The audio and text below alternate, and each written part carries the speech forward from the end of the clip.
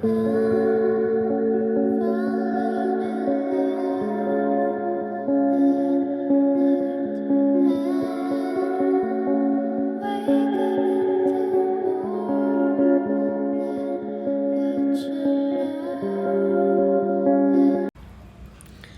guys, good evening and welcome back to my magical world. It's me, Frostbite Goddess, your favorite celebrity here in the Philippines. So happy Valentine's to everyone who are celebrating it and to all of you who are not celebrating any of those kinds of occasion. It's okay. We're gonna be fine, guys. So it's 18:16 in the evening. Sinabi ka na ba?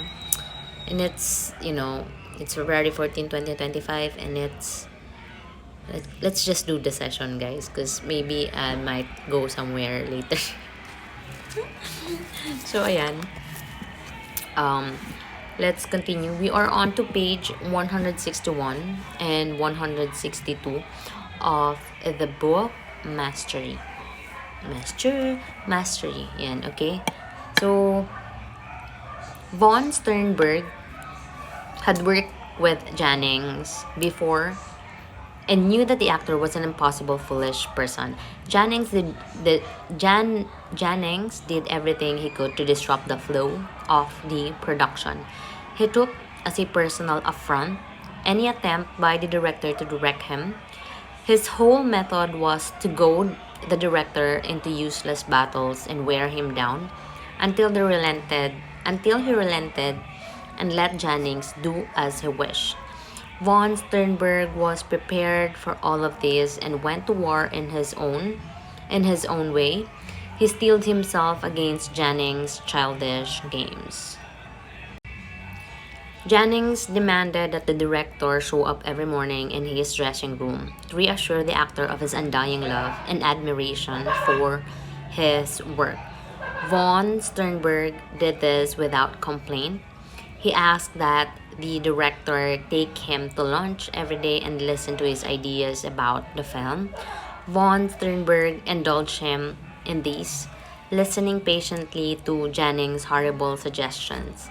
So if Von Sternberg showed attention to any other actor, Jennings would throw a jealous fit and Von Sternberg would have to act the role of the contrite spouse. Letting him have his way on these petty matters, he took much of the bite out of Jennings' strategy. On the set, he would not become entangled in any battles. But since time was the essence, he would inevitably have to trick the actor into doing what he wanted. When, for some unknown reason, Jennings refused to pass through a doorway and make his entrance into a scene, Von Sternberg set up the hottest light available to boil the back of his neck every time Jennings stood there, forcing him to pass through. When Jennings declaimed his first scene in the most ridiculously elevated German, Von Sternberg congratulated him for his fine tone and said he would be the only person in the film to talk like that, which would make him stand out and look bad. But so be it.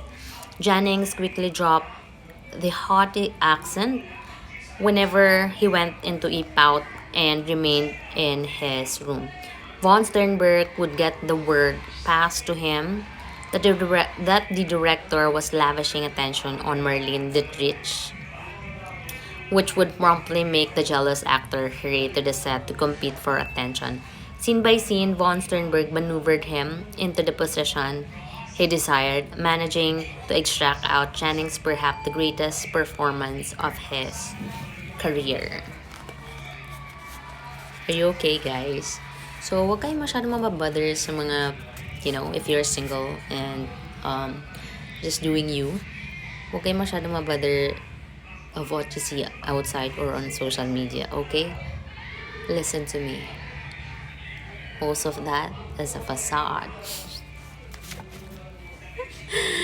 So, as previously discussed in chapter 2, Daniel Everett and his family moved to the heart of the Amazon in 1977 to live among people known as the Piraha.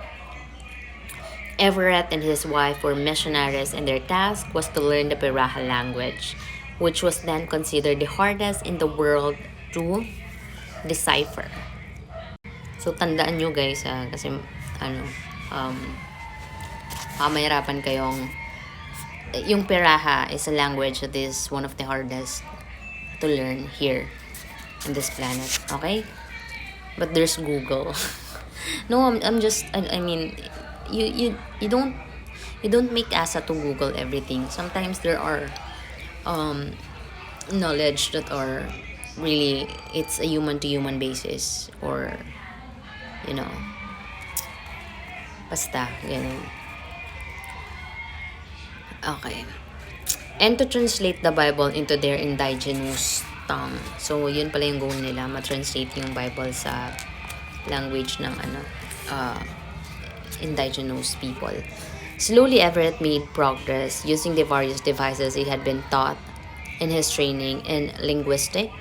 He had studied in depth the words of the great MIT linguist Noam Chomsky, or Chomsky, bala na kayo guys, who advocated the idea that all languages are essentially related because grammar itself is hardwired into the human brain and is part of our genetic code. This would mean that by their nature or languages share the same features. Convinced that Chomsky was correct, Everett worked hard to find these universal features in Biraha.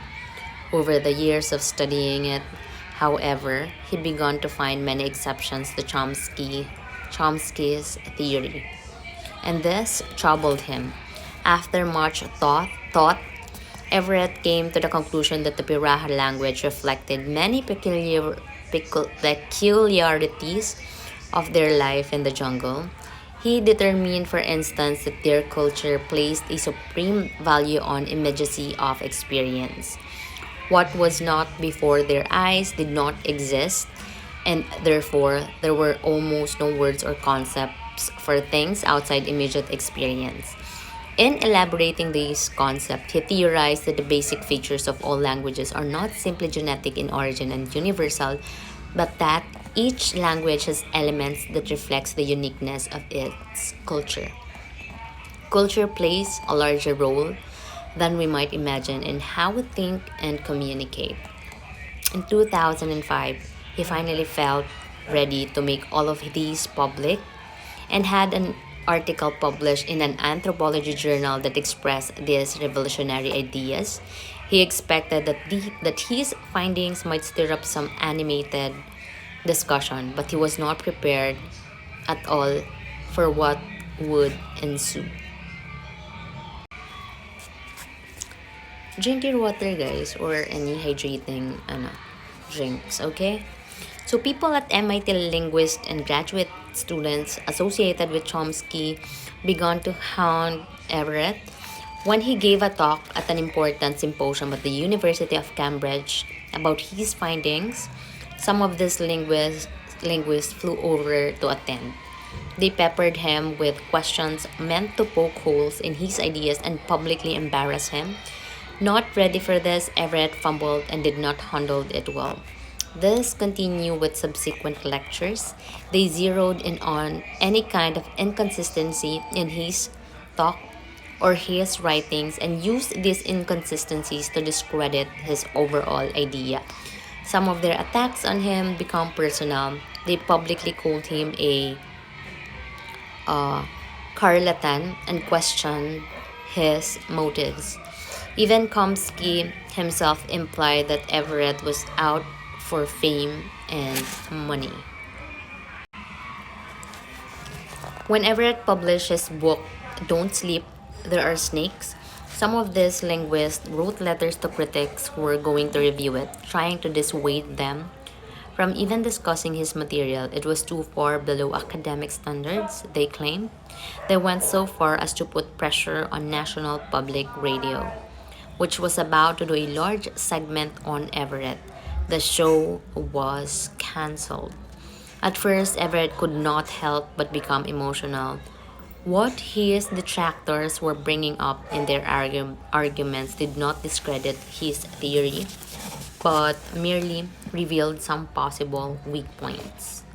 They seemed less interested in the truth and more concerned with making him look bad. So yan.